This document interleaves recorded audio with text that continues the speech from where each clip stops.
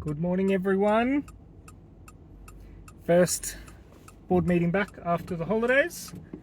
Going to be talking about strategy for the year. Of course, at the moment it's getting dominated by talk of AI, SEO, what's happening in the SEO world. I think this year is going to be super interesting with SEO. We've got, obviously, AIs come in, and not only are people creating a whole lot of low value content, posting it on websites, and then Google crawlers are coming along and having to determine if that content is worthwhile being indexed or not. But the other thing that's happening is, I honestly believe this year we're going to almost see the death of informational searches driving traffic to websites. So, what I mean by informational is, things like where do Australian sapphires come from? What's the chemical makeup of a sapphire? Things like that, where it's really the answer's short, it's concise. I mean, if you go to Google right now and you type that in, what you get up the top of Google is the AI summary. AI summary will tell you exactly what you need to know. It will tell you the answer. So, it's obviously pulling that information from websites, and it gives you, references. One of those websites more than likely will be one of ours, Gemrock. But people will no longer be clicking through to the website to read that information, because why would they when they've got the answer right in front of them? So I think top level informational searches driving traffic to websites really going to crash. And I think a whole lot of people that have made websites that are using AdSense and ads and stuff to drive their own revenue, I think those businesses are really going to struggle this year.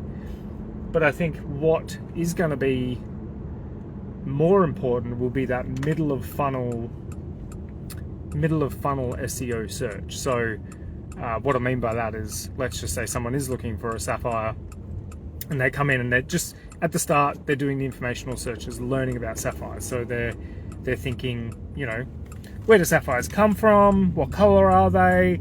Are they really, are they tough? Are they durable? Can I put them in rings? All those sorts of informational questions that I don't think will be driving any traffic to the website anymore. So the middle of funnel would be that same person who now has gathered all that information, and now they might be asking Google questions like, how do you value a sapphire?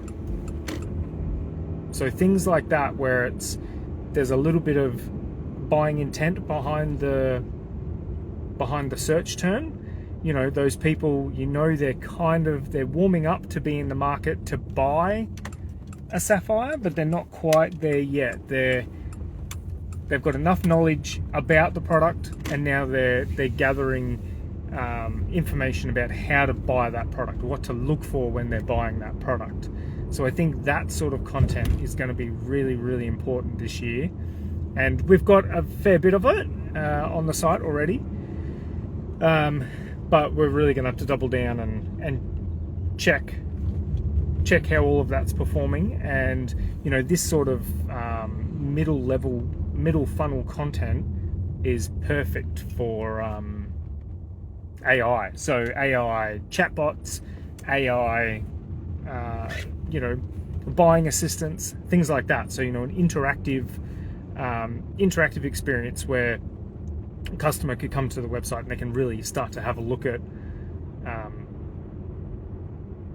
what do I look for when I'm buying a sapphire? Why is a Sri Lankan sapphire more valued than an Australian sapphire, just because of the origin? You can have those discussions and really start to understand what you're going to buy. And then obviously there's the bottom of funnel search terms, where they've got all their information, they've got their knowledge about the buying process and what to look for. And so then those bottom of funnel search terms are things like, where do I buy sapphires? Where's the best place to buy sapphires? Loose sapphires for sale? All those sorts of keywords that are very much directed at driving traffic to a website so that someone can make a purchase.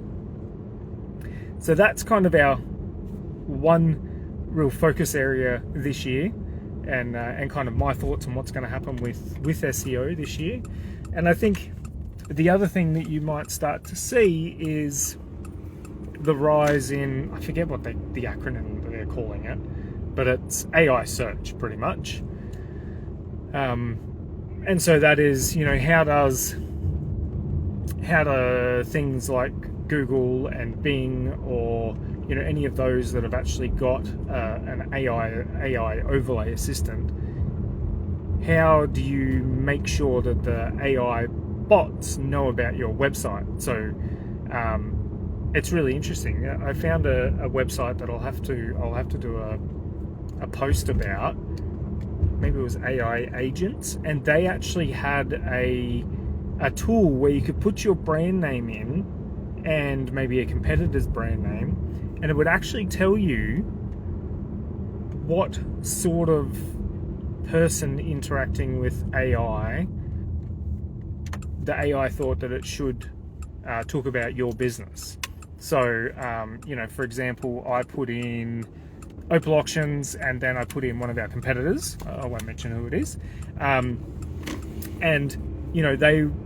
the tool came back and said, if a person was looking for a very specific type of opal, then the AI bot would talk about this other competitor's brand over Opal Auctions.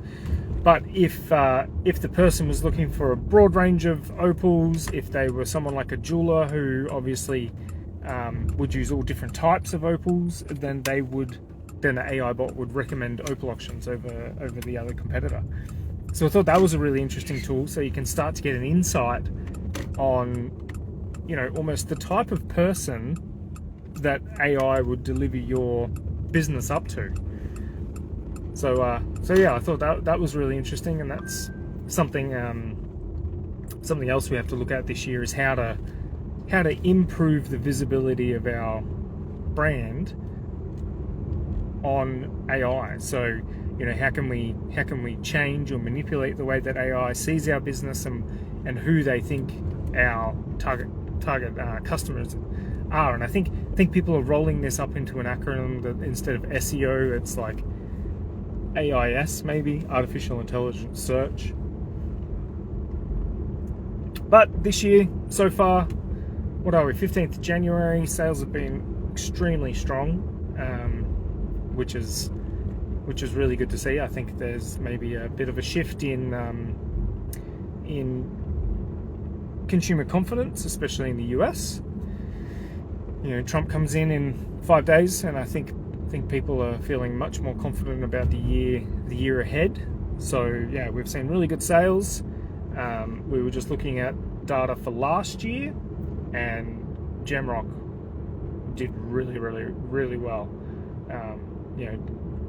Double-digit growth year on year, which last year felt like a tough year, but the numbers kind of say otherwise, that it was still a really strong growth year for us.